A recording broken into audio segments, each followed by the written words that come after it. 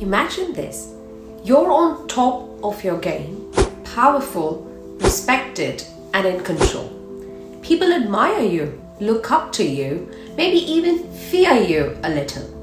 You believe you've got everything figured out. And then, out of nowhere, life grabs you by the leg and drags you down.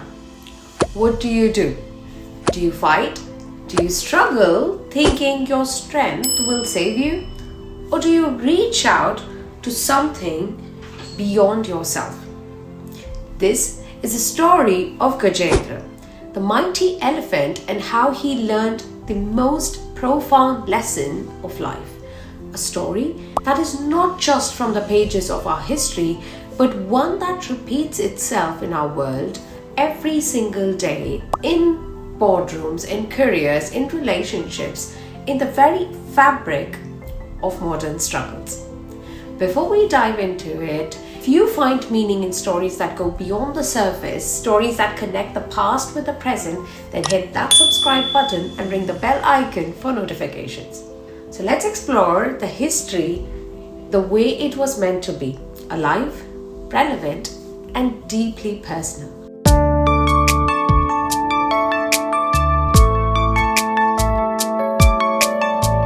Gajendra was no ordinary elephant. He was a king, ruler of a vast jungle, leading a herd that followed him with unwavering loyalty.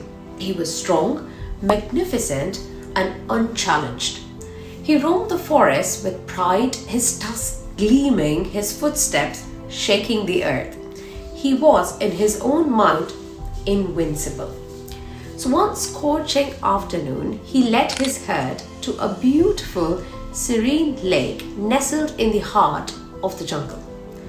The water sparkled like a sheet of glass reflecting the sky above. Gajendra waded in, feeling the coolness wrap around him. He raised his trunk, trumpeted in sheer joy, and splashed around, unaware of the danger lurking behind. And then it struck. A crocodile, silent and patient, had been waiting in the depths. In a flash, its powerful jaws clamped onto Gajendra's leg. A sudden jolt of pain shot through his massive body. He roared, his mighty form thrashing in the water, sending waves crashing onto the banks. At first, he fought like the warrior he was. He pulled, he kicked, thrashed, and twisted. But the more he resisted, the deeper became the crocodile's grip. The struggle was relentless. His herd stood helplessly at the shore, unable to assist. Time passed. His strength, once his greatest asset, became his greatest limitation. And then it hit him. No matter how powerful he was, no matter how much he fought, he was losing. His strength, his pride, his identity all meant nothing against the relentless pull of time, nature, and fate. In that moment of realization, Gajendra did something unexpected. He stopped fighting. He lifted his trunk, not in defiance, but in surrender. Not to the crocodile, not to death, but to something higher. With all that humility he had ever known before, he called out, "Narayana, Vishnu, save me." And in that very instant, the heavens stirred. Vishnu, seated in his divine abode, heard Gajendra's cry.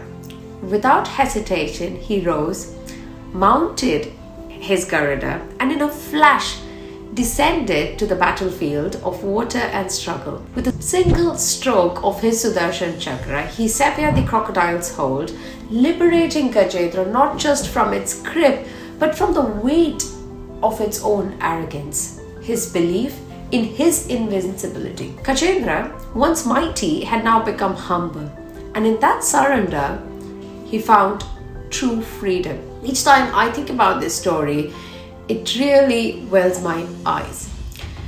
Now, you may well be wondering, what does this have to do with us? Think about it. How often do we feel like Gajendra? Believe that our strengths, our intelligence, our control over circumstances will keep us safe. We build reputations, careers, security, assuming that if we plan well enough, work hard enough, we can predict and manage everything. And then life throws its crocodiles at us. A sudden job loss, a failed business, an unexpected betrayal, or a personal loss, or an illness. We fight, struggle, refuse to accept that we are losing control. We believe that our skills and our past victories will help us overcome our future predicaments. But the harder we fight, the deeper we sink. Corporate life too mirrors this struggle. There are leaders who thrive on control, who believe they can outmaneuver every crisis with strategy alone. But then comes a market crash, a tech disruption, an unseen competitor, and suddenly their usual tactics don't work. And at some point, like Gajendra, every powerful individual, every ambitious professional, every one of us face a moment where we must ask, am I truly in control? And if not, then what should I be holding on to? Gajendra's story isn't about helplessness. It's about realizing that there are forces beyond us. It's about knowing when to fight and when to surrender, and not out of weakness, but out of wisdom.